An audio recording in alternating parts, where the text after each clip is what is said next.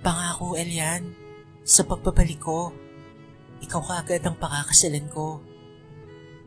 Tila musika sa pandinig ni Elian ang salitang binitawan ni Maris habang nakasandal sa kanyang balikat doon sa paborito nilang upuan sa ilalim ng punong mangga. Tahimik ang gabi at tanging ang huni ng mga kuliglig at mahinang ihip ng hangin ng saksi sa mga sumpaang binitawan ng dalawang pusong umaapaw sa pagmamahalan. "Huwag mo akong papaasahin, Marisa. Alam mong hindi ko kayang masaktan ng ganito." Mahina niyang tugon habang pinipisil ang kamay ng nobya. Hindi kita papaasahin. Pangako ko yun kay Papa bago siya namatay. Pangako ko rin sa'yo ngayon. Kailangan ko lang talagang makaalis para rin sa kinabukasan natin. Pilit nang umiti si Elian. Naiintindihan naman niya. Hindi ganoon kadali ang buhay nila. Si Maris ay nagkaroon ng pagkakataong magtrabaho sa Italy bilang isang caregiver. Isang pangarap na matagal na nilang napag-usapan at ngayon ay malapit na ang pag-alis ng dalaga. Kaya't magkahalo ang saya at lungkot sa kanyang dibdib. Ilang araw na lang ay aalis na si Maris. Wala pang katiyakan kung kailan ito babalik.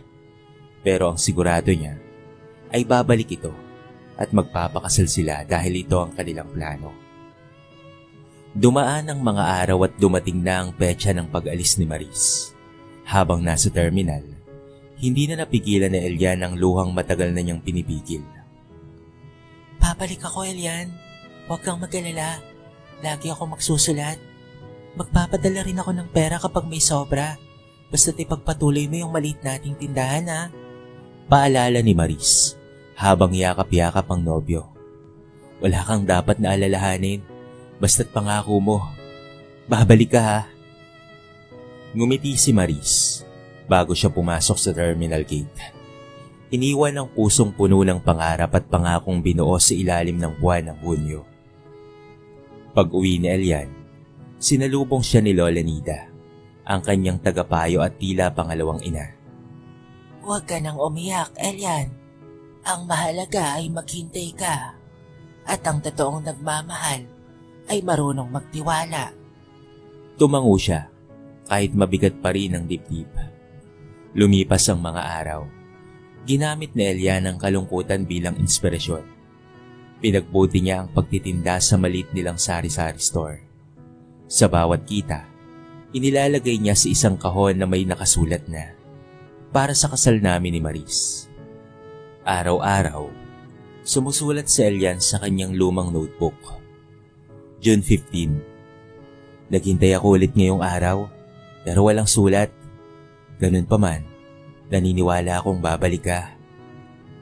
Walang linggo na hindi siya nag-aabang sa post office. Walang araw na hindi niya pinupuntahan ang lumang upuan sa ilalim ng mangga. Noong mga panahon kasing iyon, ay hindi pa uso ang internet. Kaya naman sulat ang pangunahin nilang paraan para makapag-ugnayan. Sa puso ni Elian, paulit-ulit ang isang salita, pangako. Lumipas ang isang buwan ng pananabik, ng pag-asa at ng paghihintay. Ngunit wala pa ring sulat. Walang sulat o kahit tawag man lamang. Wala ni isang mensahe. Sa kabila ng lumalalang pananabik, hindi natinag si Elian. Bawat araw, sinusulat niya sa kanyang journal ang salitang puno ng pag-asa. July 15. Wala pa ring balita. Baka busy lang siya. Naiintindihan ko. Hanggang sa umabot na ang Setyembre. Ito ang nakasulat sa kanyang journal. 3 buwan na, pero hindi ko pa rin bibitawan ang pangako mo. Sa bawat pahina ng kanyang kwaderno ay mababakas ang paninindigan, ang paniniwala at ang sakit na unti-unting bumabaon sa kanyang puso. Ilang buwan na ang lumipas pero wala pa ring paramdam ang kanyang nobya na si Maris. Hanggang sa umabot na nga ng 3 taon. Anak, baka naman dapat mo na siyang kalimutan. Paalala ni Lola Nida habang naghahain ng hapunan. Napayuko si Elian. Hindi pa po. Alam ko pong babalik siya. Pero 3 taon na, Elian. Tumigil sa paggalaw si Elian. 3 taon nga. Sa tagal ng panahon, kahit ang kanyang mga kaibigan ay unti-unti nang sumusuko sa kwento ng pag-ibig nila ni Maris. Kung mahal ka niya, sana kahit isang liham man lamang. Bulong ni Lola Nida habang nakatingin sa kanya ng may lungkot. Pero sa Elian, pilit niyang sinasabi sa sarili na marahil ay merong dahilan. Marahil ay may pinagdaraanan si Maris. Marahil ay hindi pa panahon. Sa tindahan, madalas ay nauupo siya sa gilid habang nakatingin sa kalye. Umaasang isang araw ay may lalapit na courier at maghahatid ng liham o package sa kanya. Kuya Elian, bakit lagi kang nakatingin sa daan? Tanong ng batang customer minsang bumili ng candy. May inabangan lang ako. Simpleng sagot niya. Girlfriend mo po? Inosenteng tanong ng bata. Napangiti si Elian. Pero ang ngiti ay may halong kirot. Oo, pinangako niya kasi na babalik siya. Isang araw ng Disyembre, habang nag-aayos siya ng paninda, may nag-abot sa kanya ng sobre. Agad niyang inisip, baka kay Maris galing to. Nang makita ang nakasulat sa sobre, tila binuhusan siya ng malamig na tubig. Hindi ito sulat ni Maris. Ito ay imbitasyon. Imbitasyon sa isang kasal. Nang buksan niya, ay talaga namang natigilan siya. Inaanyayahan ka naming tumalos sa pag-iisang dibdib ni na Maris Navarro at Darren Gutierrez. Lanlamig ang kanyang katawan. Pinagpawisan ang kanyang palad. Muling pinasa ang pangalan. Hindi siya nagkamali. Si Maris Navarro nga ito, ang kanyang girlfriend. Hindi niya na namalayan ang pagbagsak ng hawak niyang sobre. Unti-unting umalingaw sa kanyang isipan ng mga salitang minsang binitawan nito. Sa pagbabalik ko, ikaw ang pakakasalan ko. Ngunit bakit sa pagbabalik, ibang pangalan ng kanyang kasama? Tumulo ang luha ni Elian. Hindi siya makapagsalita. Hindi siya makagalaw. Hindi ito kwento ng pag-ibig na pinanghawakan niya sa loob ng 3 taon. Ito na ba ang katapusan ng kanyang paghintay?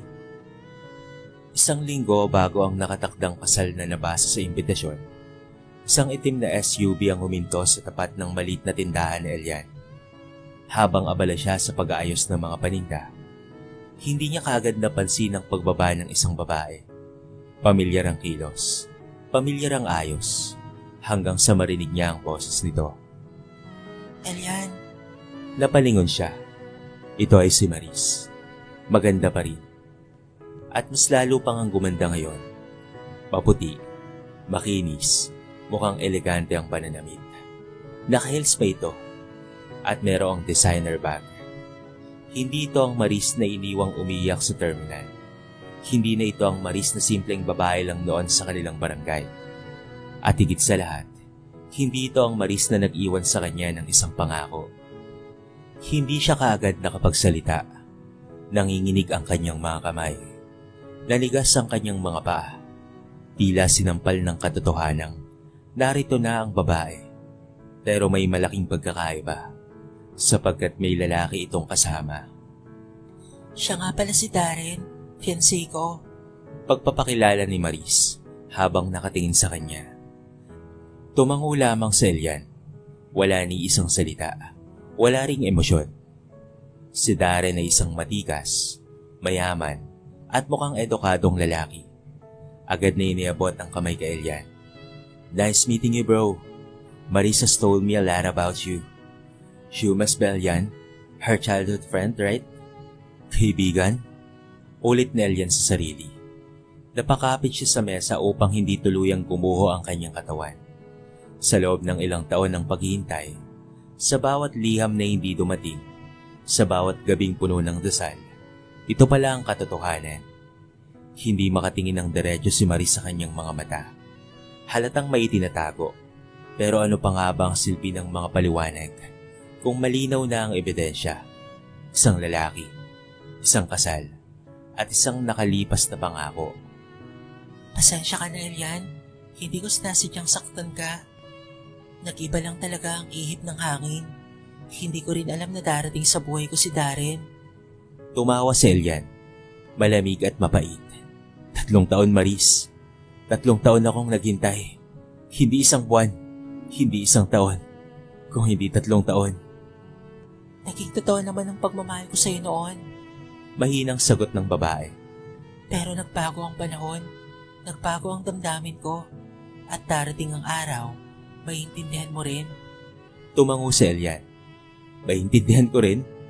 Baka nga, pero hindi ngayon. Pagkatapos ng maikling sandali, iniwan na rin siya ng dalawa. Naiwan siyang nakatayo sa tabi ng kanyang munting tindahan.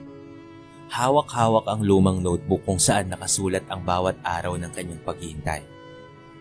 Nang makaalis ang sasakyan, saka siya umupo sa tabi ng kanyang tindahan. Tahimik, walang luha, dahil wala siyang nararamdaman. Kung hindi dahil ubos na. Hindi siya makapaniwala. Ang pinanghawakan niyang pangako ay binaliwala lamang ng isang taong hindi marunong tumupad. Ngayon, hindi lang puso ang sugatan, pati na rin ang kanyang dignidad, pati ang kanyang tiwala. Ngunit habang tahimik siyang nakaupo, may mumunting apoy sa kanyang dibdib na unti-unting nabubuhay. Hindi ito galit, kung hindi tamang pag-iganti. 1 linggo matapos ang muling paghaharap kay Maris, tila hindi na si Elian ang dating tahimik na nagtitinda sa gilid ng daan. Merong nagbago, hindi sa kanyang panlabas na anyo, kung hindi sa kanyang loob. Ang dating pusong puno ng pag-asa, ngayon ay napalitan ng determinasyong umangat. Hindi para ipakita kay Maris kung ano ang nawala sa kanya, kung hindi para iparamdam sa kanya kung gaano kabigat ang iniwang sugat. Lola, alis po muna ako ng ilang buwan. May ayusin lang po akong negosyo sa Maynila. Paalam na Elian isang gabi. Nagulat si Lola Nita. Ano ka mo? Negosyo? May puhunan ka ba, iho? Tahimik nang umiti si Elian. Hindi niya kinakailangang magpaliwanag. Sa loob ng mga taong naghintay siya, hindi lang pag-ibig ang kanyang pinagyaman, kung hindi kaalaman. Habang naghihintay kay Maris, nag-aral siya online ng business management, marketing, at pati na rin e-commerce. Lahat ng pwedeng pagkakitaan. Sinubukan niya. Hindi na siya basta tindero lamang. Siya na ngayon ang supplier ng ilang malalaking retailers sa ibang bayan. Gamit ang kanyang sariling linya ng mga lokal na produkto.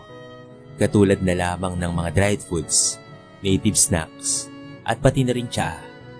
Tahimik lang niyang pinalago ito sa likod ng simpleng tindahan. Walang nakakaalam. Walang may alam na milyonaryo na pala ang lalaking minsang iniwan sa pangakong napako. Naging milyonaryo siya habang pinaghahandaan ang muli nilang pagkikita ni Maris. Pero nabaliwala lamang ang lahat. Walang kaalam-alam si Maris na nag-ipon pala siya para sa kanilang kinabukasan. Pagdating nga niya sa Maynila, agad siyang nagtungo sa opisina ng Lux Bloom Events, ang kumpanyang humahawak sa kasal ni Maris. Napag-alaman niyang may pagkukulang ang kumpanya sa supply ng giveaways para sa mga bisita ng kasal. Kaya naman doon siya pumasok. Ginamit niya ang isa sa kanyang mga restradong brand, ang Elias Naturals, at nag-alok ng serbisyo sa isang event planner. Walang nakakaalam na siya si Elian, ang lalaking iniwan. Tinanggap ng kumpanya ang kanyang produkto. Yun ang gagamitin bilang souvenir sa kasal ni Maris. Make sure na maganda ang packaging ha. Prestigious ang ikakasal. Paalala ng planner. Ang hindi nila alam na ang lalaking kausap nila ay siya ring niloko ng bride. Dumating na nga ang araw ng kasal. Lihim na dumalo si Elian. Suot ang simpleng Amerikana. Nakaupo siya sa pinakadulo ng reception hall. Wala sa listahan. Pero dahil siya ang isa sa mga suppliers, kaya naman pinayagan siyang pumasok. Isa-isang pinuksan ng mga bisita ang souvenirs sa kanilang mesa. Lahat ay mayroong kahon ng mamahaling tsaa at pati na rin pulot. Pero may sulat sa ilalim ng takip. Para sa babaeng nangako ngunit bumitaw at sa lalaking ikinasal na walang alam sa pinanggalingan nito. Nagkagulo ang lahat at nagulat si Maris. Kinuha ang isang kahon at binasa ang sulat. Nang makita niya ang sulat kamay na Elian sa mensahe, ay nanlaki ang kanyang mga mata. Agad siyang napalingon sa paligid. At doon, nakita niya si Elian, nakaupo sa dulo. Tahimik lamang ito, wala ni isang salita. Ngunit sapat na ang tingin ng kanyang mga mata para ipadama ang bigat ng sakit. Hindi siya sumigaw, hindi rin siya lumapit. Tumayo lamang si Elian. Tumingin kay Maris ng diretsahan at saka tahimik na lumakad papalayo. Pagkatapos ng kasal, ay tahimik ang lahat. Walang imik si Maris kahit surrounded siya ng mga bisita, floral arrangements at pati na rin music. Tumayo siya sa gitna ng crowd, ngunit tila wala siyang naririnig. Nakatitig siya sa hawak na kahon, ang souvenir na naging paalala ng kanyang pagkakamali. Bakit ang weird ng mensahe? Tanong ng isa sa mga pinsan niya. May pinaghuhugutan yon. Sagot ni Maris habang unti-unting nangingilid ang luha. Hindi niya sinabi sa asawa niyang si Darren kung sino ang sumulat ng mensahe. Paano niyang ipapaliwanag na may lalaki siyang sinaktan noon at yun ang taong nag-supply ng mga giveaways para sa sariling kasal nila. At higit sa lahat, paano niyang ipapaliwanag na hanggang ngayon, hindi pa rin siya lubusang masaya. Makalipas ang ilang linggo, sinimulan na nilang manirahan sa isang condominium unit sa BGC. Ngunit hindi naging masaya ang pagsasama nila. Babe, parang wala ka na namang gana, sabi ni Darren habang nagsasalo sila sa hapunan. Pagod lang ako. Sagot ni Marisa, sabay iwas ng tingin. Pero ang totoo, hindi niya maiwasang balikan ang mga mata ni Elian noong reception. Ang sakit, ang hinanakit, at ang pagkadurog. Lahat ng iyon ay sumasalamin sa kanyang sariling nararamdaman ngayon. Nabubuhay siya sa ganito, ngunit nanlalamig ang gabi. Nasa tabi niya ang lalaking pinili niya, pero iba ang sigaw ng kanyang damdamin. Habang si Darren ay abala sa mga negosyo at mga lakad, si Maris naman ay palaging nasa sulok ng kanilang tahanan. Hawak ang lumang lakit na may larawan nila ni Elian noong high school pa lamang sila. Hindi yun itinapon. Hindi niya kayang sirain ng natatanging alaala na puro pagmamahalan lamang.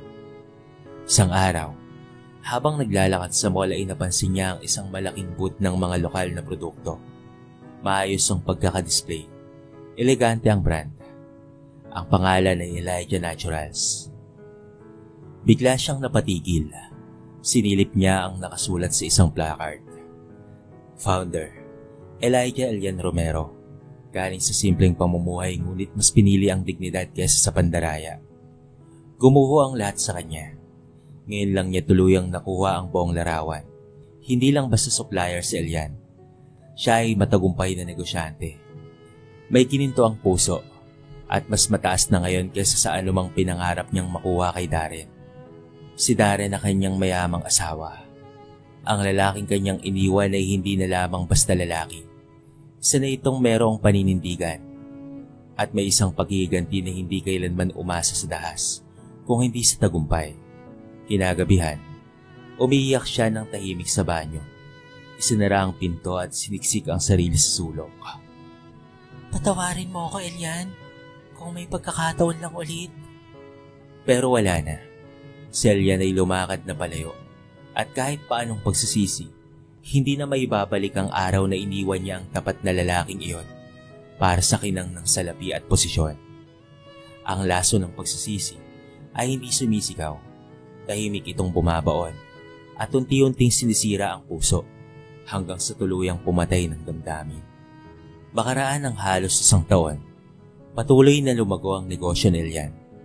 Mula sa simpleng online orders, lumawak ang distribusyon ng kanyang produkto. Nasa groceries, health stores, at maging sa mga kilalang resort hotels. Siya na ngayon ang CEO ng Elijah Naturals Corporation. Isang kumpanyang pinupuri sa media bilang huwara ng modernong tagumpay mula sa simpleng buhay. Hindi man siya sikat sa showbiz, sa pusapan naman siya sa mundo ng negosyo. Isang araw, naimbitahan siyang guest speaker sa isang Young Entrepreneur Summit sa isang kilalang hotel sa Taguig. Sir Elian, may reserve table po kayo sa harap. Papasok na po kayo sa main hall pagkatapos po ng introduction. Ani ng staff habang inaayos ang kanyang ID. Tahimik lamang si Elian. Suot niya ang maayos na gray suit. Simple pero elegante. Sa kanyang mga mata, kita pa rin ang lalim ng karanasan.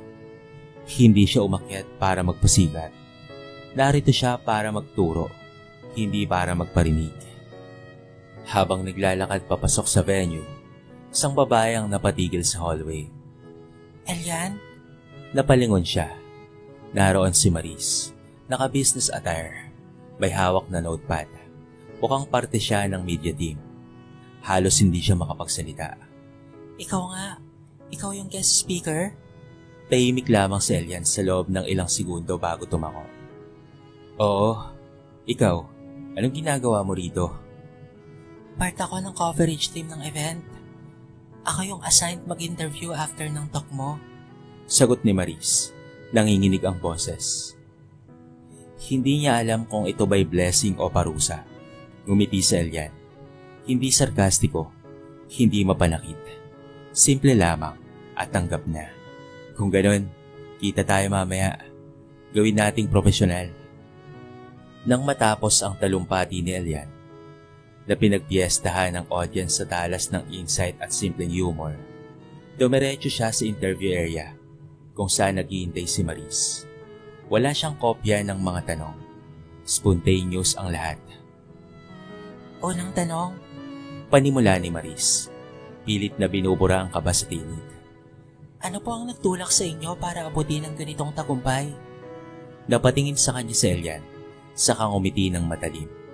Ang kabiguan, sagot niya. Lalo na yung galing sa taong pinagkatiwalaan mo ng buong puso. Masakit man, pero ayun ang nagturo sa akin kung paano magpatuloy, kahit wala nang balikan na masasandalan. Nanlaki ang mga mata ni Maris. Ramdam niyang hindi ito simpleng linya. Ito ay patama sa kanya. Ngunit wala siyang karapatang sumagot. Siya ang taong tinutukoy. Pangalawang tanong, Tanong ulit ni Maris. Halos hindi makatingin. paano niyo natutunang patawarin ang mga taong nagdulot sa inyo ng sakit? Napaisip si Elian. Saglit siyang tumingin sa kisame bago sumagot. Kapag kasi sobra na ang tagumpay mo, wala nang silbi ang galit. Wala ka nang dapat na patunayan. Ang natitira na lang ay kapayapaan sa puso. At sa oras na yon, huminga si Maris ng malalim. Hindi niya alam kung dahil ba sa bigat na kanyang pagsisisi o dahil sa naramdaman niyang pinalaya na siya ni Elian. Pero ang pinakamasakit ay huli na ang lahat. Pagkatapos ng interview, hindi na muling nag-usap sina Elian at Maris. Ngunit habang lumilipas ang mga araw, mas lalong tumitindi ang pagkakabalisa ng babae. Ang mga sagot na Elian ay patuloy na tumatama sa kanyang konsensya. Parang laso na unti-unting sumisira sa kanyang isipan. Isang gabi, habang hinihintay si Darren muna sa out-of-town business trip, nakatanggap si Maris ng anonymous email. May subject itong, para malaman mo ang totoo sa taong pinili mo. Sa una ay gusto niyang baliwalay nito, pero may attachment ang email. Isang video file. Nang binuksan niya, agad siyang nanlumo. Sa video, kuha mula sa isang private party. Kitang-kita si Darren na may kasayaw. Isang babae. Halos nakabra na lamang ang suot. Habang hinahalikan siya sa leeg. Sa background, may naririnig pang mga salitang, "Si Maris? Alam mo namang pampalipas lang yon habang naghihintay tayo sa deal sa Singapore." Gumuho ang mundo niya. Ilang ulit niyang pinanood ang video. Umaasa na baka may mali sa nakita niya. Ngunit paulit-ulit lang ang katotohanan. Ang lalaking pinakasalan niya ay traidor. Traidor at manloloko. Kinabukasan, tahimik siyang naghanda ng mga dokumento. Nag-empake ng kaunting gamit at umalis sa unit. Hindi na siya naghintay ng paliwanag. Hindi niya na kailangan pa ng drama dahil pagod na siya rito. Dumiretso siya sa isang lumang bahay sa Antipolo, dating rest house ng kanyang tiyahin. Sa loob ng ilang araw, doon siya nanirahan, pilit na binobuo ang sarili. Doon niya muling binuksan ang lumang diary. Ang huling pahina ng sulat ni Elian na siniksik pa niya sa pagitan ng mga pahina. Ngayon lang niya muling binasa ito. Kung sakali mang hindi mo na ako piliin sa dulo, pipilitin kong huwag magalit. Pero sana, bago mo ako tuluyang limutin, paisip mong may isang tao sa mundong ito na minahal ka ng buong buo kahit walang kasiguraduhan. Napaiyak na lamang siya.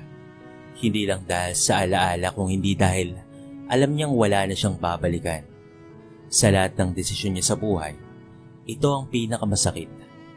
Ang piliin ng mali at iwan ng tamang tao. Ilang linggo ang lumipas, nag-viral ang isang balita sa social media. Local Natural Brands CEO donates 5 million pesos sa Rural Scholarship Fund. Si Elian ang nasa larawan. Apot tenga ang ngiti, kasama ang mga batang benepisyaryo. Isa sa mga batang iyon ang anak ng dating katulong ni Maris. Alam ni Elian kung sino ang tinulungan niya. At sadyang pinili pa rin itong gumawa ng kabutihan. Wala siyang hinihinging kapalit. Wala ring announcement ng pagiganti. Yun ang tunay na tagumpay para sa kanya. At yun rin ang pinakamatinding parusa para kay Maris. Ang mapalood ang dating minamahal na lalaki na masaya na nga at matagumpay pa. Habang siya ay parang isang kandilang nauupos dahil sa kanyang sariling pagkakamali. Isang taon ang lumipas. Ang pangalan ni Elian Cruz ay isa ng bigating personalidad sa mundo ng negosyo at sa social advocacy. Kilala siya hindi lamang sa pagiging isang CEO ng Elijah Naturals, kung hindi pati na rin sa kanyang outreach programs, scholarships, at livelihood training para sa mga solo parents at out-of-school youth. Isang umaga, habang nasa isang community center sa Laguna, kung saan ipinapagawa niya ang bagong training hall para sa mga kabataan, nilapitan siya ng isang babaeng pamilyar ang mukha. Si Maris.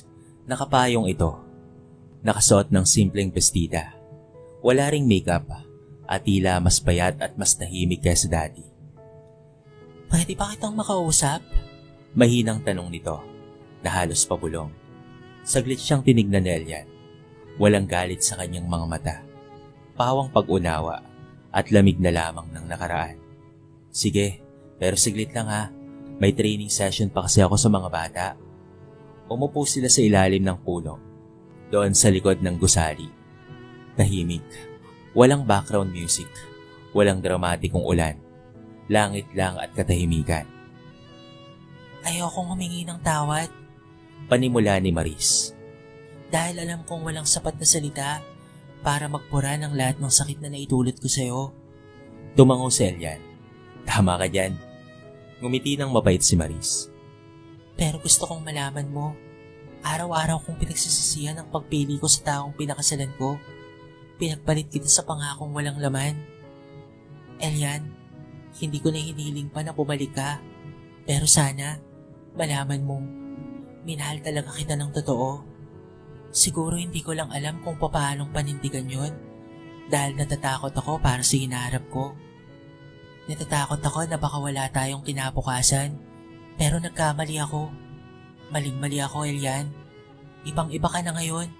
Napakataas na ng narating mo. Napakalayo mo na. Huminga ng malalim si Elian. Tahimik at walang galit sa mata. Maris, sagot niya. Minahal din kita. At sobrang minahal kita. Pero minsan, kailangan nating matutong mahalin ang sarili natin. Higit pa sa taong sinaktan tayo. Napayuko si Maris. Masaya ka na ba ngayon? Ngumiti si Elian. Oo, masaya ako. Masayang-masaya ako sa ginagawa ko. Masaya ako dahil marami akong natutulungan. At higit sa lahat, masaya ako dahil natutunan kong patawarin ang sarili ko. At pati na rin ikaw. Napaluhang muli si Maris. Hindi dahil sa inaasahan niyang magkakabalikan sila. Kung hindi dahil sa alam niyang yun na ang huling sandali.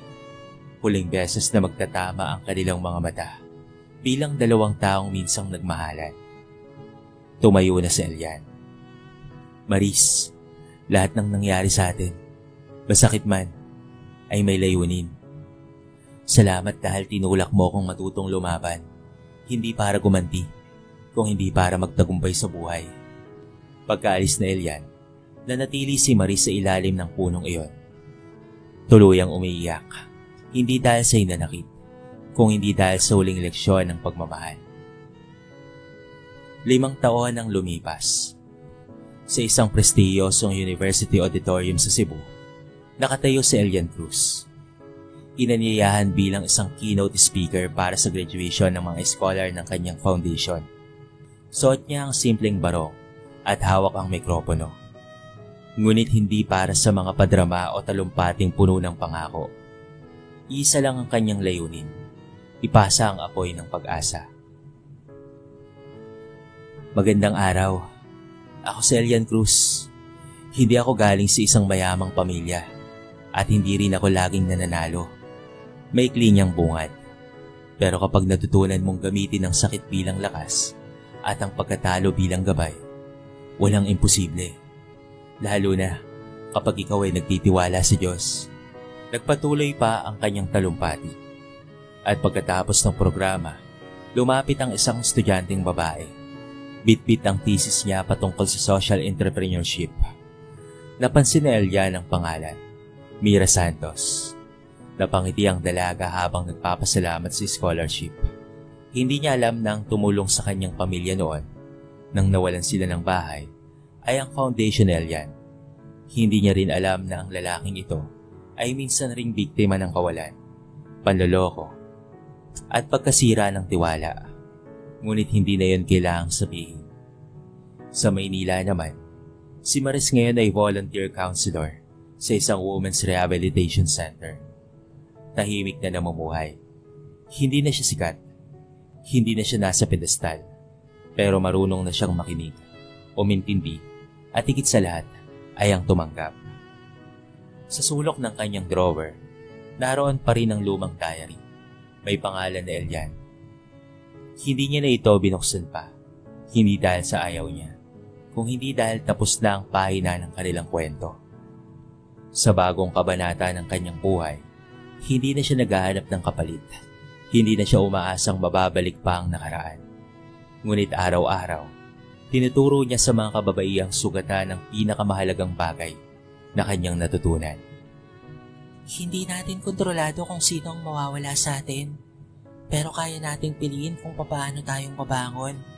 Hindi ang paghihiganti ang tunay na hustisya, kung hindi ang muling pagtuklas ng sarili at pagpapatawad kahit pa napakasakit. Sa dulo, hindi lahat ng pag-ibig ay nagtatapos sa kasalan. Hindi lahat ng sugat ay kailangang gamutin ng kapareho ring kamay. At hindi lahat ng tagumpay ay kailangang isigaw. Minsan, ang pinakamatamis na pagtatapos ay yung tahimik nating pagtatagumpay sa ating sariling paraan. Dito na po nagtatapos ang ating maiksing kwento sa araw na ito. Sana po ay nagustuhan nyo. Kayo mga kabarangay, anong masasabi nyo sa ating kwento? I-comment nyo naman sa baba ang inyong mga reaksyon at babasahin natin ang lahat ng yan. I-comment nyo na rin kung taga saan kayo para naman malaman ko kung hanggang saan nakaabot ang video na ito. At kung nais nyo naman pong suportahan ang ating channel para sa pagpapatuloy ng ating mga kwento, ay narito sa screen at description ng aking Gcash account. Ano mang halaga, ay taos puso kong tatanggapin na mayroong pasasalamat. Kung bago ka pa lamang sa ating channel mga kabarangay, baka naman pwedeng pakihit ang subscribe button at bell notification button para naman palagi kang updated sa mga bago nating upload na katulad nito.